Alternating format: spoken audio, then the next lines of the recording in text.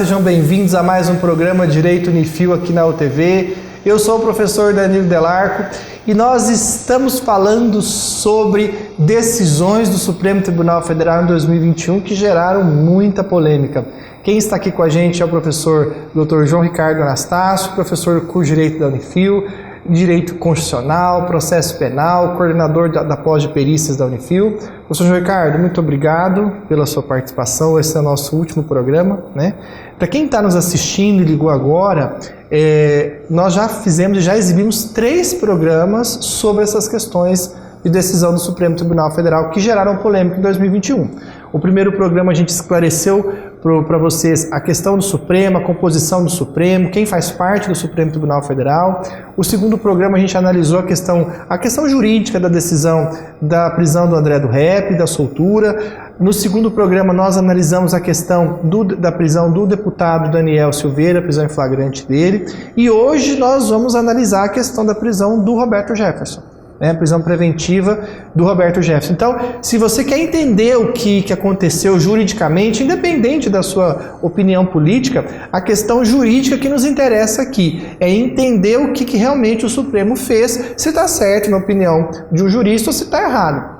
O professor João Ricardo tem a opinião e a opinião dele sempre fundamentada em artigo, em base doutrinária. Professor João Ricardo, então aqui no caso nós tivemos a prisão aí do ex-deputado Roberto Jefferson.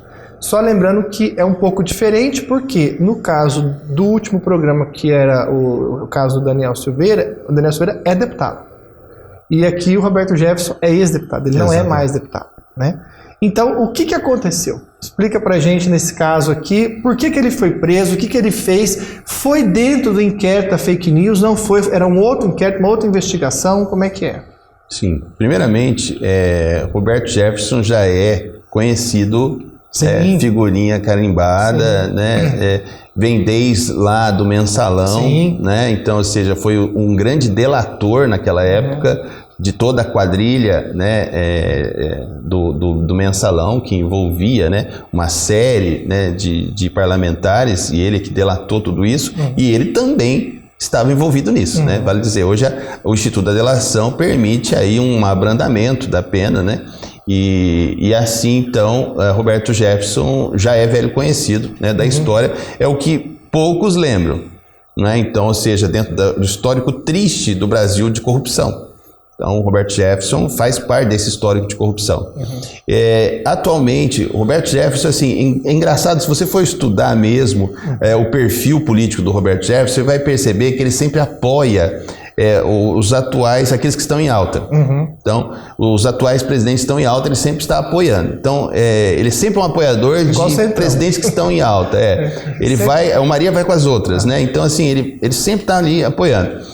E aí ele passou, do nada, a ser apoiador do presidente Bolsonaro, né? E a partir daí ele começou a extrapolar, né, midiaticamente, né, com também ações antidemocráticas que ferem a Constituição, que ferem o Estado Democrático de Direito. Ele, como ex-parlamentar, ele sabe disso, ele tem consciência disso, né? Então, ou seja, esses atos, né, antidemocráticos, mesmo que parta de um ex-parlamentar ou de uma pessoa comum do povo, um cidadão, como é o caso dele, atualmente, são atos que ferem a segurança nacional, não é?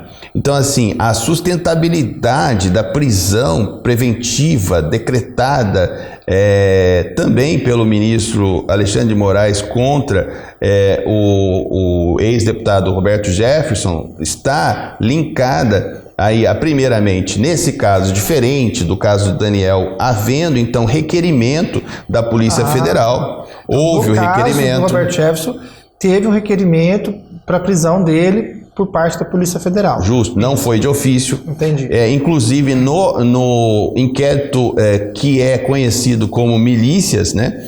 Milícias digitais, né? Então, assim, não é no inquérito, respondendo a sua pergunta também, não está ligado ao inquérito da fake news aqui, é um outro inquérito, né? E a pedido da Polícia Federal, o ministro Alexandre de Moraes, então, decreta prisão preventiva e não mais em flagrante. Entendi. Né? Até porque Roberto Jefferson não era deputado, porque se fosse não poderia, teria que fazer aquele esquema. Teria que fazer aquele esquema. Mas o ministro poderia fazer isso, João? Determinar essa prisão? Ou seja, esse procedimento aí foi adequado? Justo. Nesse caso? Como eu disse, existe aí uma lesão à Lei de Segurança Nacional, né? Independentemente. O Supremo teria competência, o ex-deputado teria foro privilegiado para que tivesse competência? Ele não tem mais foro privilegiado, mas o fundamento, a motivação da decisão do ministro do Supremo Tribunal Federal foi justamente que Roberto Jefferson estaria num núcleo de uma organização voltada para essas questões das milícias digitais, propagando atos antidemocráticos e ameaçadores das instituições brasileiras. Então, ou seja, uma grande organização criminosa. Mas não tinha que ser feito esse requerimento de prisão por um juiz comum? Então, já que ele não tinha mais o foro privilegiado? Essa pergunta é muito boa. Sendo uma ofensa que também envolve a instituição do Supremo Tribunal Federal e diante do precedente aberto com a abertura do inquérito das fake news, permite hoje, e também constitucionalmente garantido por decisão do próprio Supremo Tribunal Federal, a possibilidade do próprio Poder Judiciário, então Suprema Corte, abrir um inquérito e assim proceder, legalizada e constitucionalizada pelo próprio Supremo Tribunal Federal, abriu esse precedente, mas a possibilidade. Esse inquérito está no Supremo? Esse inquérito da fake news, sim. Agora, esse inquérito da Polícia Federal está conduzido pela Polícia Federal, né? Tá. E nesse caso, poderia haver, então, aí a participação do Procurador-Geral da República, Procuradoria-Geral da República, devia haver essa condução, né? Então, assim... isso ficou confuso para mim, porque, assim, se é um inquérito que foi aberto pela Polícia Federal, que deve estar correndo numa vara federal, e por que não foi feito o pedido de prisão na vara federal ao invés do Supremo? Aí você falou, abriu o precedente, mas isso vai gerar uma insegurança, porque tudo que puder, entre aspas, ofender o Supremo, eu vou lá fazer para o Supremo, ele vai mandar prender. Então, ou seja, nós estamos vivendo uma etapa em que, assim, ofendeu isso aqui, o Supremo vai lá, prende. E o bandido mesmo, que foi o primeiro caso, que tinha que ser preso, um ministro soltou. Então, isso gera uma confusão na cabeça da gente. Eu estou falando de mim, que sou formado em Direito e atuo, né? Sou professor. Agora, você imagina um cidadão, é difícil um cidadão entender isso. Porque se o inquérito não está no Supremo, se está numa vara federal, se está dentro da Polícia Federal, por que não o juiz federal se manifestar primeiro, para depois o Tribunal Regional, para depois chegar no Supremo? Não, mas porque aqui envolve uma questão que ofendeu o Supremo, então eu já posso ir direto no Supremo, o Supremo pode mandar prender. Mas aí não fica complicado? Sim, até porque as instituições como a Polícia Federal podem se valer do precedente aberto do próprio Supremo Tribunal Federal para alcançar seus objetivos. Sim. Você vai, qualquer coisa e falar, como cutucou o Supremo, eles vão se doer e vão mandar prender. Mas aí você está pulando etapas, você está, né, diferente do inquérito que está no Supremo, que está sendo investigado lá, aí eu acredito que, né, tudo bem. Mas o inquérito está aqui embaixo e eu já pedi a prisão lá em cima, né? Eu sei que argumentos jurídicos não devem faltar, mas fica difícil da gente conseguir entender, né? Não estou justificando aqui os atos do Roberto Jefferson, eu só estou querendo entender a questão jurídica, né? Sim. Então, neste caso, você entende que como o Supremo abriu o precedente da prisão da fake news, no inquérito da fake news, ele utilizou desse precedente e como teve um requerimento da Polícia Federal para atrair a competência e determinar a prisão preventiva no caso dele aqui. Sim, aqui a prisão correta, vamos dizer assim. Então, ou seja, a Lei de Segurança Nacional traz a seguinte redação. Professor João, eu vou só te interromper. Você vai falar mais um pouquinho, mas a gente volta já para a gente entender mais desse caso, porque o nosso intervalo chegou. Não sai daí, a gente volta já.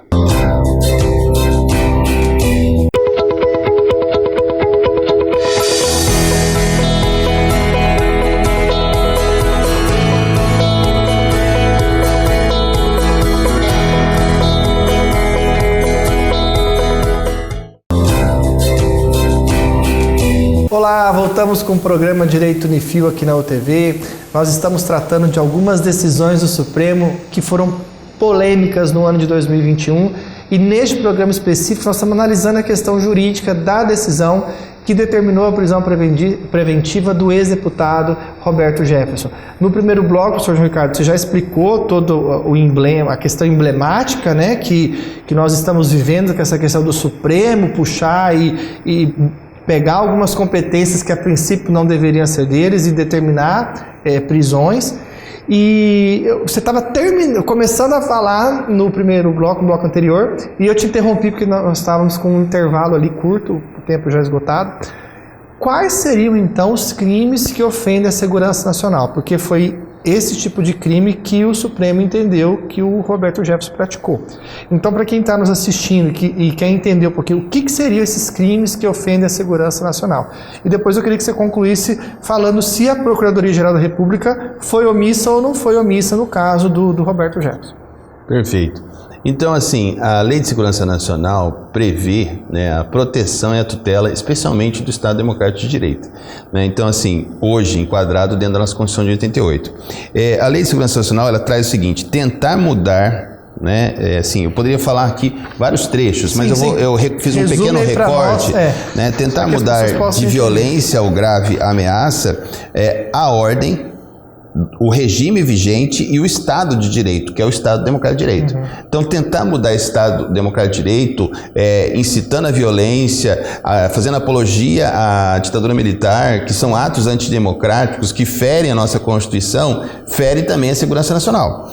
E além disso, crimes de preconceito e racismo, com ato de praticar, induzir, incitar a discriminação, o preconceito de raça, cor, etnia, religião, e procedência nacional, isso também foi feito, né? O ex-deputado Roberto Jefferson acabou mencionando que os esquerdistas seriam todos eles LGBT, né? Então, ou seja, colocando afirmações pesadas, né, que ferem a dignidade da pessoa humana, questões de discriminação. Então, trouxe várias ofensas bastante polêmicas, até muito mais do que o do deputado Daniel Silveira.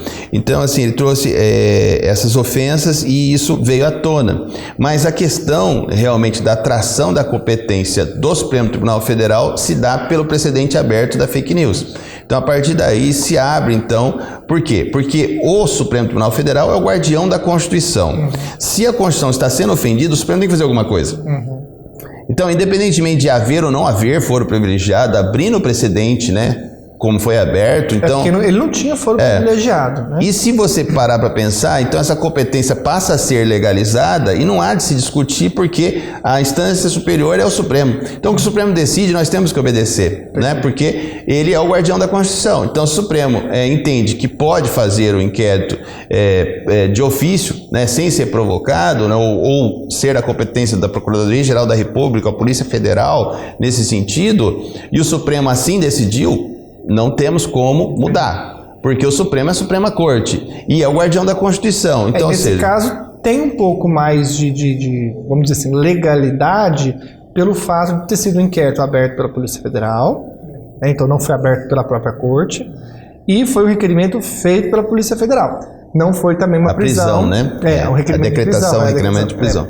Então, a Polícia Federal que requeriu a prisão do caso do ex-deputado Roberto Jefferson, diferente do caso que nós analisamos no programa anterior do deputado, né, Daniel Silveira. Então aqui eles enquadraram a Polícia Federal no caso, entendeu que houve ofensa à segurança nacional, os vídeos que ele estava postando, né? Fez o requerimento junto ao Supremo Tribunal Federal e o Supremo Tribunal Federal realmente entendeu que, analisando a Lei de Segurança Nacional que você acabou de demonstrar, ele realmente enquadrava, foi enquadrado em algumas das hipóteses de crime. Né? Sim. E aí sim determinada a prisão preventiva do deputado. Ele foi, eu não acompanhei o final ali, ele já foi solto, está com tornozeleira, ele foi prisão domiciliar, teve alguma coisa ele assim? se encontra agora em prisão domiciliar, foi concedido para ele. Tá, e aí o que acontece? Saúde, tudo, sim, né? sim. E o que acontece? Nessa situação emblemática que se criou e aberto esse precedente, foi sim diferente essa prisão, né, da forma que foi feita, e até a forma mais gravosa de cometimento dos crimes realmente também os juristas, diversos juristas do Brasil concordam, né? As ofensas foram até piores do que foram feitas por Daniel, né? O deputado Daniel Silveira, mas foi sim a pedido da Polícia Federal e foi a prisão correta. Então, na sua opinião, como jurista, você acha que nesse caso, diferente do Daniel Silveira, que você entendeu que havia vício na prisão, ou seja, o procedimento estaria errado, que o Supremo excedeu ali, se equivocou, mas no caso do Roberto Jefferson, você acha que a questão jurídica está correta? No meu ponto de vista, sim. Ou seja, procedimental está correto. Não, o Supremo tinha argumentos, já tinha discutido isso, aberto precedente, a Polícia Federal investigou, fez os requerimentos, ou seja, fez o que deveria ter sido feito.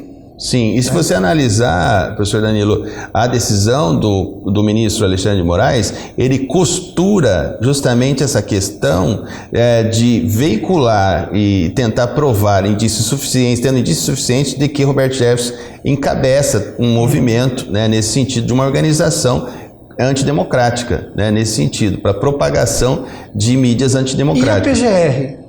Por que a Procuradoria-Geral da República, para quem não entende, a Procuradoria-Geral da República é um promotor que atua no Supremo Tribunal Federal e, na verdade, o que deveria ser feito, que a gente estava acostumado, é que as denúncias, né, e os inquéritos fossem administrados e tocados pela Procuradoria-Geral da República e não abertos de ofício pelo Supremo, né? Então a gente sempre estava acostumado de que a PGF foi lá, abriu e pediu, né, a abertura de inquérito, abriu e está investigando e requeriu a prisão, ou seja, a PGF a gente acostumava ver também atuante muito no Supremo. E agora parece que em alguns casos ela não está se manifestando, está ficando num segundo plano aí. Realmente está acontecendo isso? Ou seja, ela foi omissa nesse caso? Ou ela tinha que ser ouvida e não foi ouvida? O que aconteceu aqui? Sim, é importante esclarecer que a Procuradoria-Geral da República, né, é chefiada pelo Procurador-Geral da República, que é da carreira do Ministério Público da União, né? Então, ou seja, é um procurador, né, federal, um promotor de justiça federal, que é o caso do procurador Aras, né? Mas a indicação é feita para esse cargo também pelo presidente da República. Então, entende-se que existe uma tendência grande de apoio do próprio procurador, o que não poderia ser, nesse sentido, para o atual governo. Ou seja, dentro do Supremo nós temos 11 ministros que são indicados pelos presidentes, e ainda nós temos o procurador-chefe, que é o procurador-geral indicado pelo Supremo. Ou seja, é difícil a gente realmente entender que alguma decisão não seja política. Exato. Né?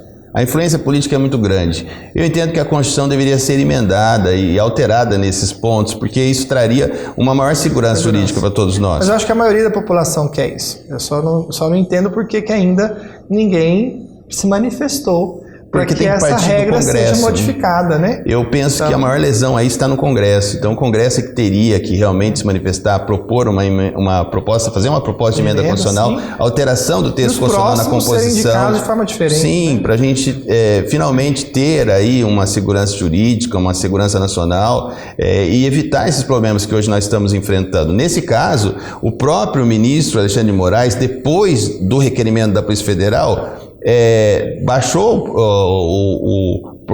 para a Procuradoria-Geral da República se manifestar pelo prazo de 24 horas. E o Procurador-Geral da República se manifestou sim, mas fora do prazo.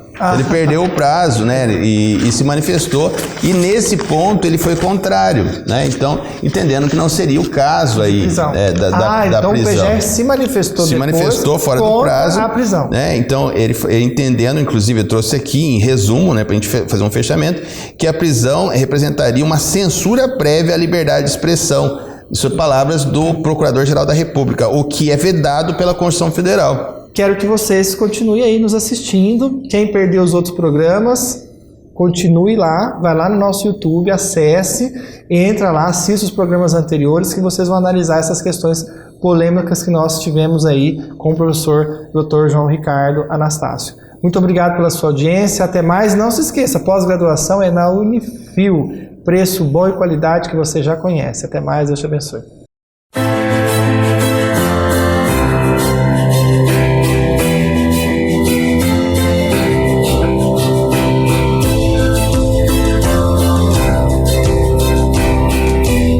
O TV mais perto de você.